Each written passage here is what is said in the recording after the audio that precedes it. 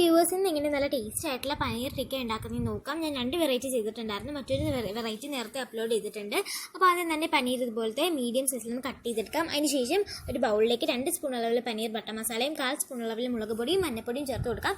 പിന്നെ ആവശ്യത്തിന് ഉപ്പ് കൂടി ചേർത്തിട്ടുണ്ട്. പിന്നെ ഒരു 1/4 നാരങ്ങ പിഴിഞ്ഞ് വെച്ച് കൊടുക്കാം. പിന്നെ ഒരു 1 സ്പൂൺ ജിഞ്ചർ ഗാർലിക് പേസ്റ്റ് കൂടി ചേർത്ത് കൊടുക്കാം.